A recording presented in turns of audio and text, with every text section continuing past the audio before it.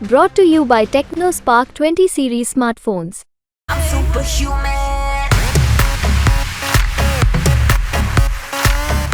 आटे में एक दरवाजी थे जो बागपत से आए थे, उनका नाम था आदित्य जी। वो शायद नेम प्लेट भी नहीं थी, शायद ड्रिंक करे हुए थे। वो मतदाताओं को भगा रहे थे। मतदाताओं ने बेहतरीन प्रदर्शन किया है और अपने मताधिकार का प्रयोग किया है। किस पर डाला, किस पर नहीं डाला, किन नाव पर डाला, क्या लाभ मिलेगा, वो तो मतदाता ही जाने। लेकिन हमें लगता है कि शायद पहिया तेज घूम रहा है। या ऐसी में अगर जो है वोटरों को अपनी तरफ कर लेती है तो बीजेपी की जीत हो सकती है। 7 मई 2024 का लोकसभा चुनाव खत्म हो गया है।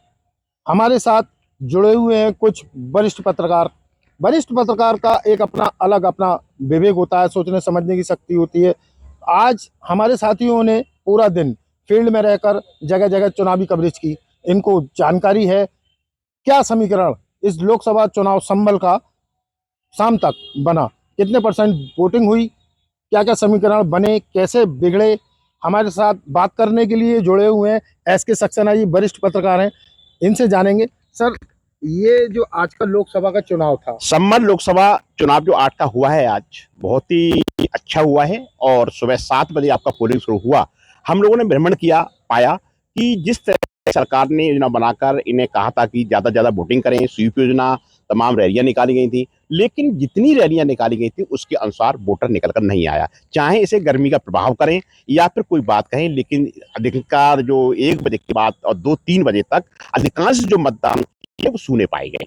इसमें जनेटा, नरौली, संबल साइड में और आटा और आपके जितने भी कैथल, आज ग्रामीण क्षेत्र में भ्रमण किया तो पाया कि दोपहर में वहां पर एक दो ही वोटर मौजूद थे। जब हमने से बातचीत की पीठासीन अधिकारी से, उन्होंने बताया कि गर्मी अधिक होने के कारण मतदाता नहीं निकल रहा है। लेकिन जब हमने इसका नेगेटिव पॉइंट देखा, जनेटा में जाकर देखा, नौरी में जाकर देखा और FR कॉलेज में देखा और हमने ITI में देखा और प्रतिष्ठान में देखा, तो वहां पर मुस्लिम संख्या अधिक थी और मुस्लिम मतदाता जागरूक अपने वोटों का अधिकार करते हुए अपना वोटिंग कर रहा था कि सशक्त राष्ट्र का निर्माण बने।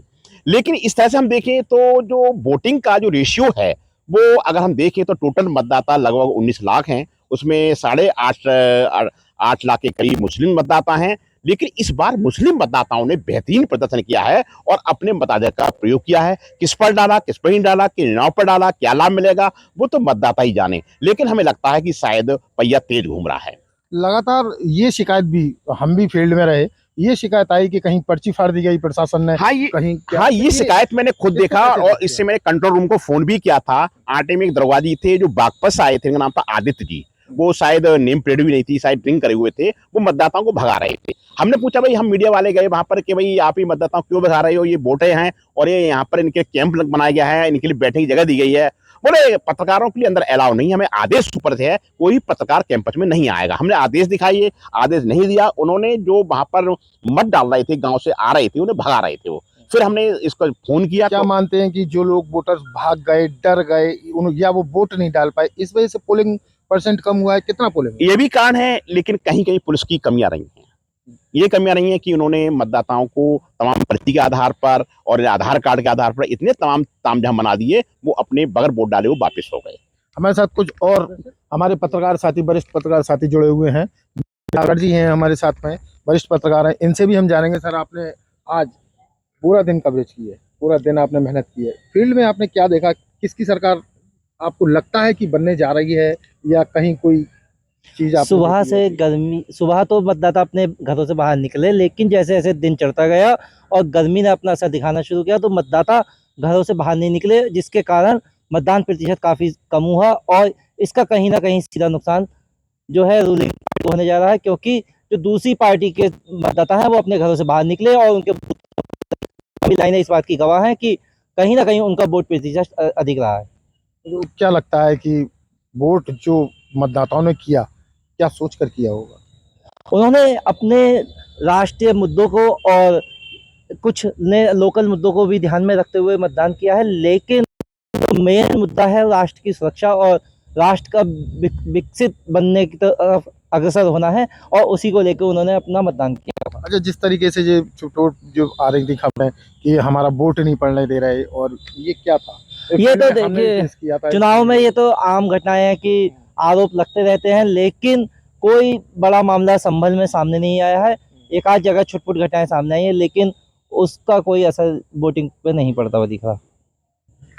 हमारे साथ हमारे पत्रकार साथी विनोद राघव जी वरिष्ठ पत्रकार हैं, मौजूद हैं। सर, आप किस तरह से देखते हैं जो आपने देखा है मतदान होते हुए, पूरा दिन भर आपने कवरेज भी की है? आज का जो वोटिंग मतदान जो कम हुआ है, इसकी मेन वजह मान सकते हैं गर्मी मान सकते हैं, कुछ और भी देखा गया है। जो यहाँ से अभी खबर आई थी, नरौली से भी आई थी, संभल से भी आई थी, इसमें समाजवादी पार्टी के जो प्रत्याशी हैं जियाउर रहमान, वो सीधे सीधे पुलिस पर जो है आरोप लगा रहे हैं कि पुलिस जो है मतदान करने में पूरी तरह से रोक लगा रही है, उनको कहीं ना कहीं परेशान कर रही है वोटरों के लिए। तो इस तरह की भी कमियां रही हैं, जिससे जो है वोटर कम निकला है, डर की वजह से या भय की वजह से मान लीजिए, या फिर जो एक चीज़ और देखी गई है, जो शहरी क्षेत्र के जो मतदाता हैं वो गर्मी की वजह से कम निकले हैं, जबकि ग्रामीण क्षेत्र के जो मतदाता हैं उनका जो वोट प्रतिशत है वो अच्छा रहा है।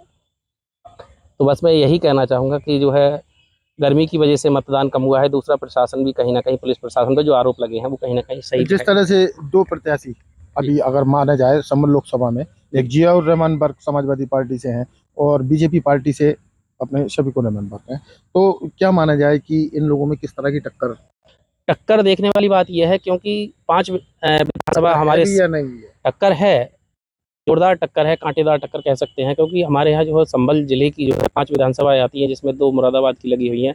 इसमें अगर विधानसभा चुनाव को हम ध्यान में रखते हुए भी देखें तो यहाँ पर 4 विधानसभा पर समाजवादी पार्टी का कब्जा रहा है पहले से ही, और 1 विधानसभा ऐसी है वहाँ पर बीजेपी का कब्जा रहा है, और वो महत्वपूर्ण सीट भी है बीजेपी के लिए।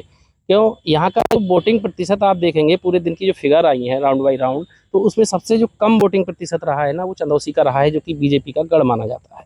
तो इससे कहीं ना कहीं बीजेपी को नुकसान होता हुआ दिख रहा है। हमारे साथ हमारे और 2 साथी मौजूद हैं। आपकी क्या राय है? आपने भी आज पूरे दिन कवरेज की है, मेहनत की है। सुबह सुबह जब मतदान स्टार्ट हुआ था उस समय पे मतदाता अच्छी तादाद में दिखाई दिए। जैसे जैसे गर्मी का प्रकोप बढ़ा, मतदाताओं की संख्या बहुत कम हो गई, बूथ खाली नज़र आने लगे, बूथों पे लोगों की संख्या बिल्कुल नहीं थी। दोपहर के बाद 3 बजे के बाद लोग फिर आने शुरू हुए हैं। मतदान शहरी क्षेत्र में कम हुआ है, ग्रामीण क्षेत्र में ज़्यादा हुआ है, और चुटपुट घटनाएं, जैसे संभल में छोटी मोटी घटना सामने आई थी, बताया था कि वहाँ पे जो है भगाया जा रहा है मतदाताओं के लिए। उसके पीछे क्या रीजन रहा ये कह नहीं सकते, इसके बारे में क्लियर पता नहीं पड़ी, जानकारी नहीं हुई है। और जो यहाँ पे 4-5 जो विधानसभा सीटें हैं, सबसे कम मतदान चंदौसी विधानसभा पर रहा है। हमारे साथ वरिष्ठ पत्रकार चरण सिंह जी भी मौजूद हैं। चरण सिंह जी, आप ये बताइए कि जिस तरह से आपने देखा कि यहाँ पर चंदौसी विधानसभा में मतदान कम हुआ, उधर आ जाए, तो कैसे मानते हैं, उसको कैसे देखते हैं? संभल लोकसभा की अगर बात करें तो आज जो मुस्लिम और क्षेत्र है वहाँ पर जो है मतदान अच्छा रहा, लेकिन जहाँ पर जो हिंदू वोटर है वहाँ मतदान कम रहा। साथ ही ग्रामीण क्षेत्रों में मतदान अच्छा रहा। कहीं ना कहीं जो है अगर बीजेपी मुस्लिम या एससी में अगर जो है वोटरों को अपनी तरफ कर लेती है तो बीजेपी की जीत हो सकती है। अच्छा, जो एससी वोटर्स है यहाँ का, तो वो भी यहाँ का समीकरण बनाने और बिगाड़ने का एक अपना अलग ही महत्व रखता है। क्या मानते हैं कि एससी वोटर जो है किधर गया होगा? अगर एससी वोटर इनके बीजेपी की तरफ चला जाता है तो कहीं ना कहीं जो है बीजेपी की जीत होने की संभावना है, लेकिन मुझे नहीं लगता कि बीजेपी वोटर बीजेपी की तरफ गया। वो जहाँ जाना चाहता वहीं गया। बीएसपी वोटर जी। अच्छा, तो क्या मानते हैं कि अगर मानो बीएसपी पूरा बीएसपी को चला गया, एससी वोटर पूरा बीएसपी को चला गया, या छिन्न हुआ है? अगर बीएसपी को अगर वोट एससी का वोटर बीजेपी को जाता है तो मैं नहीं समझता कि घमासान यहाँ पर जो है संभल लोकसभा पर लड़ाई होगी। एक तरफा लड़ाई होने की उम्मीद है। लगभग क्या मानते हैं कि कितनी वोटों से हार जीत का यहाँ पे फैसला रहेगा? ये तो समय बताएगा, इस तो स्पष्ट नहीं कर सकते, लेकिन मुस्लिम और एससी के वोटरों पर ये लोकसभा कहीं ना कहीं जो है मानी जा रही है कि यहाँ पर हार जीत हो सकती है। जनपद संभल लोकसभा सीट का आज मतदान खत्म हो गया। हमने अपने पत्रकार साथियों से राय जानी, वहीं कहीं ना कहीं ये निकल के आया, एक तो गर्मी का सितम इतना ढाया आज कि वोटर अपना निकल नहीं पाया। वोट डालने के लिए जब वोटर ही नहीं निकलेगा तो अपना प्रत्याशी को कैसे वो चुन पाएगा? अब बात यहाँ पर करें हम एससी वोटर्स की। अगर एससी वोटर्स अगर कहीं ना कहीं अगर बीजेपी की सपोर्ट में पड़ गया होगा तो परमेश्वर लाल सैनी कहीं ना कहीं मजबूत होते हुए दिखाई देते हैं। नहीं तो जिस तरह से समाजवादी से शफीकुर रहमान बर्क हमेशा मजबूती में रहे उसी तरह से रुझान तो यही आ रहा है कि जिया और बर्क भी मजबूती में है। जनपद संभल से अनूप कुमार, यूपी तक।